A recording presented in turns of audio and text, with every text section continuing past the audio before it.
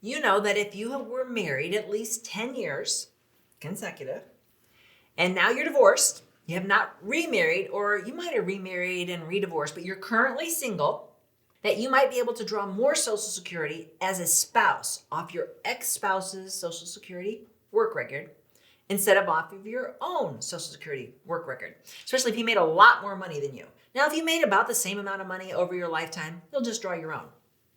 That's easy. But some people are like, well, I don't know how much he made. I haven't seen the guy in 20 years. How do I know? You can't just call Social Security and ask them. That would be way too easy. What you have to do is you have to show proof of marriage and divorce. So you're going to need documentation. You're going to need originals or certified copies of your marriage license and your divorce decree. Now, ideally, you have a Social Security number, but you don't need it. They have it.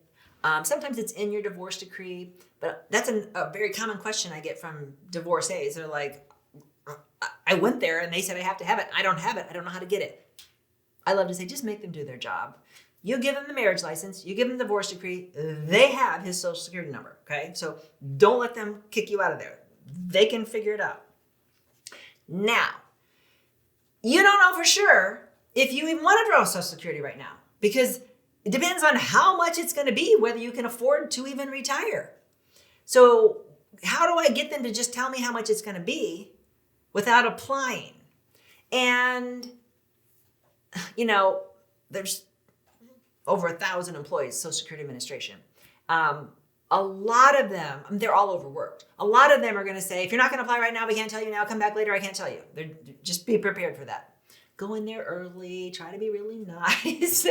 And you might have to say, I want to apply for my Social Security, but I want to see if the spousal benefits will be greater.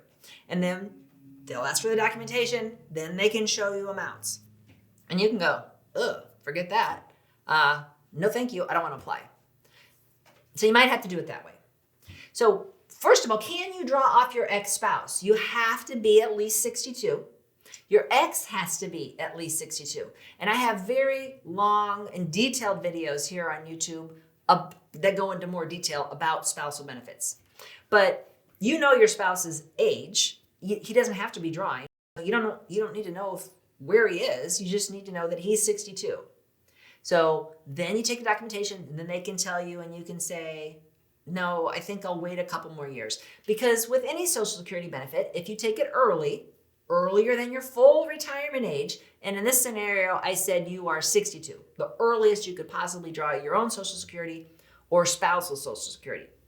So you look at it and you're like, I can't live off of $1,500 a month or $2,000 a month or whatever it is. I'm going to wait, because for every 2 months you wait, it gets higher. And you can look at my Social Security cheat sheet. It is free. Get the link in my bio here, or go to my website, themedicarefamily.com, under the resources tab, get the cheat sheet. That'll show you what percentage you get as a spouse at age 62, which is about 30%, versus what age you get at your full retirement age. Let's say that's 67.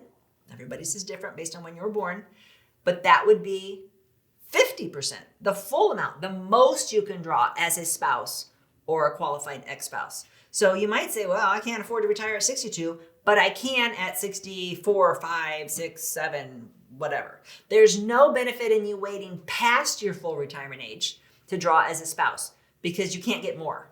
So you get, at your full retirement age, you can get 50%.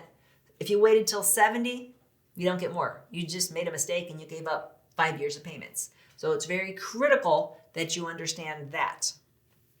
Now, you're going to say, well, my ex-spouse, he took his early. So he got a reduction. Am I going to get a double reduction? Am I going to get a reduction because I drew it early and because he drew his early?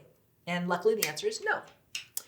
I don't care when he took his. I don't care if he took it early and got a reduction, or if he waited all the way till 70 and he got the maximum Social Security, which maxes out at 124%, or if he took his at his full retirement age, which means he got 100% of the Social Security he was eligible for. Whatever he did, that doesn't matter while he's alive.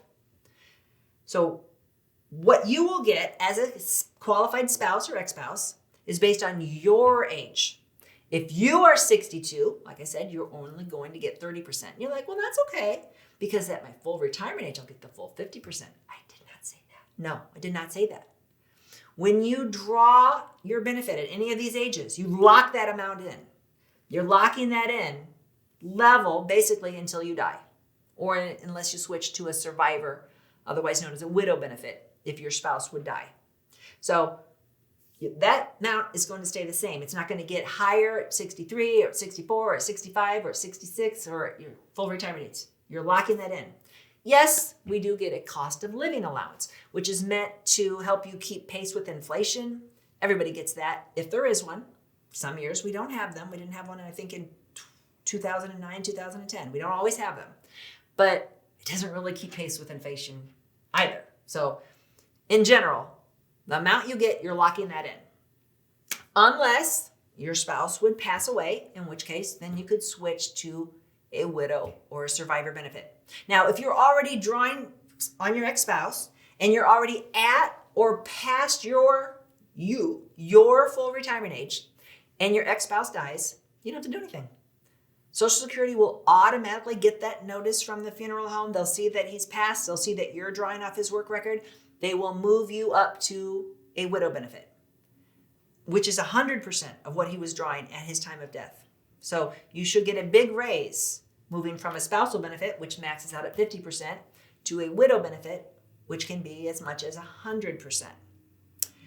So if your ex dies and you are not at your full retirement age, nothing automatically happens. Then you have to decide if you want to switch to a widow benefit. And you're always asking me, you're like, well, how do I know if he died? Social Security is not allowed to tell you that. I hate that. Because like a lot of people, they've never seen the guy again. They don't know where he is. So they don't know if he died. So I heard one story, which was very warming to my heart, that Social Security sent out a letter to this lady and said it was like an error, quote, an error about something about since your ex-spouse passed away. And she figured it out. They were trying to alert her, hey, your ex-spouse passed away. You could switch to a widow benefit and get more money. And I was like, dang, that is really nice. They broke the rules. I don't know how they even had time to do that, but that was very nice. Don't expect that. Social Security is very much not in the position to be going out of their way to help people. They are way overworked, way overburdened, super stressed out. Once you start dealing with them, you will understand. So if your ex dies and you don't know, you don't know. I mean, stalk them on Facebook. I don't know. I don't know what to tell you. If you don't have kids in common, I don't know. But that is something to keep in mind, that you can get a much higher benefit if you do outlive your ex-spouse. Again, check out my videos on widows and survivor benefits. It'll go into more detail on that topic. If you like this video, you might really like this video. Check it out. And we'd appreciate if you subscribe to our channel so you never miss a great video. We put out one every week. Check in the description below this video for a link to our cheat sheet on Social Security and Medicare. And you can also give us a comment if you have a specific question. Always feel free to call us or email us at the Medicare Family.